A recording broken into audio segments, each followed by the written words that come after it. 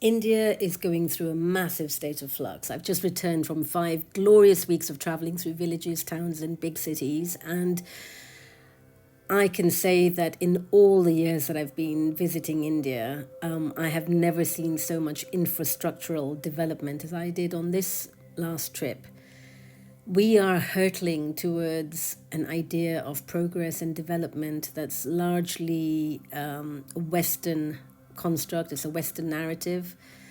There are 3-lane highways, high rise housing projects, flyovers, and whilst this is amazing for transportation links and connecting the country up to each other, there are some side effects, there's some casualties, and I'm not sure that people in the urban development zoning side of things realize the possible repercussions of tearing down old buildings, old Havelis, horizontal social constructs. By that I mean low-rise buildings, and replacing them with 20, 30, 40-story buildings. A lot of India's power comes from its casual economy, from its casual socialization.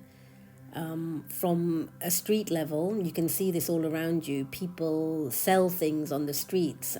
These are not formal or documented. They probably don't even have the license to be there. But whether you're selling bananas or socks or secondhand books, or you're mending somebody's clothes, or you're selling things at a traffic light, this isn't a small demographic, it's a huge demographic. This represents the non-elite side of India, and there is an amazing power and a solidarity and a safety that comes from us being able to see each other, because we're all existing at that visual street level. When you vertically put people on top of each other where they can't see each other, and you disconnect them from each other, you are disconnecting us from our collective soul. And I don't think this is being measured, because there isn't any instrument to really measure this. I used to live in Singapore for many years, and there was deep regret that we tore down our heritage at such a frenetic pace, and it was very late in the day when the brakes were put on and heritage was protected.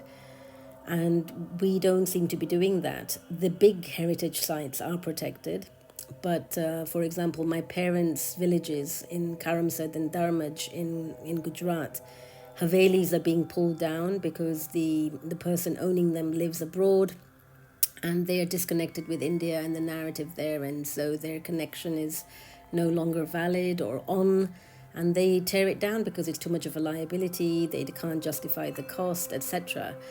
So I just wanted to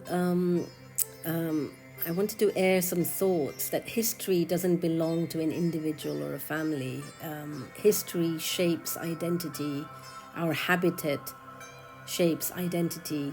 And by identity, I mean individual identity, collective identity, national identity. And this is what reinforces our self-image and gives us our confidence. And our individualism is embedded in all these layers.